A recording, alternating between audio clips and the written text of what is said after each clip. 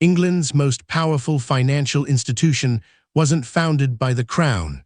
It was built by a Scottish banker betting his fortune on a war. By 1694, England was hemorrhaging money. King William Roman III had plunged the nation into the 9 Years' War against France, and the royal treasury was bone dry. Loans from traditional sources had dried up. Nobles wouldn't lend. Foreign creditors demanded impossible terms. The crown faced a choice: default or find a new way to borrow. That's when William Paterson entered the picture. Paterson was a Scottish merchant and financier with a radical idea. Instead of begging individual nobles for loans, why not create a private bank that could lend to the crown in exchange for a royal charter and monopoly rights? The bank would issue its own notes, paper currency backed by the bank's capital. Those notes could circulate as money.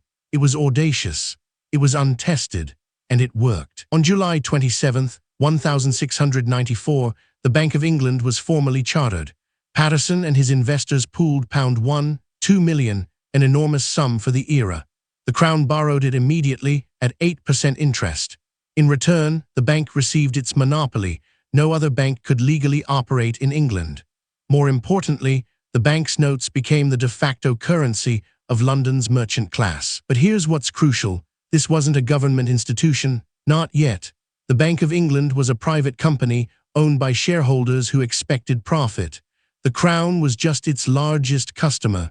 For over a century, it remained exactly that, a private bank that happened to hold the nation's money. The paradox defined British finance. What made it revolutionary wasn't the building or the charter. It was the mechanism. By converting government debt into circulating paper notes, Paterson had created a way for nations to borrow without bankrupting themselves. Other countries watched. Other central banks followed. This model, a private institution managing state finances, became the template for modern banking systems across the world. The bank's early years were volatile. Runs on the bank threatened collapse. Paper currency was distrusted. Many merchants preferred gold.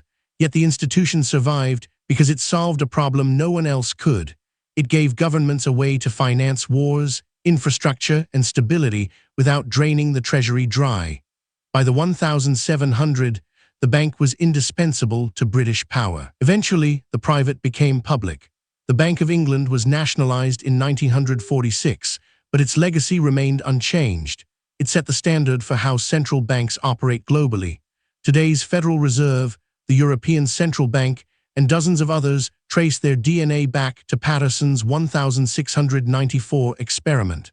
A private bet became the foundation of modern finance. The Bank of England's founding reveals something rarely acknowledged.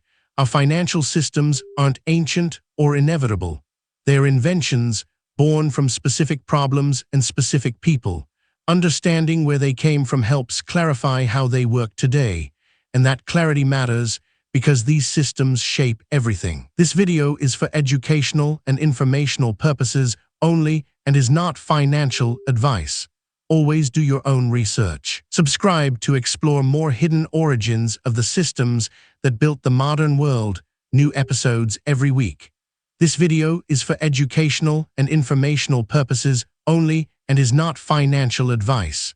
Always do your own research.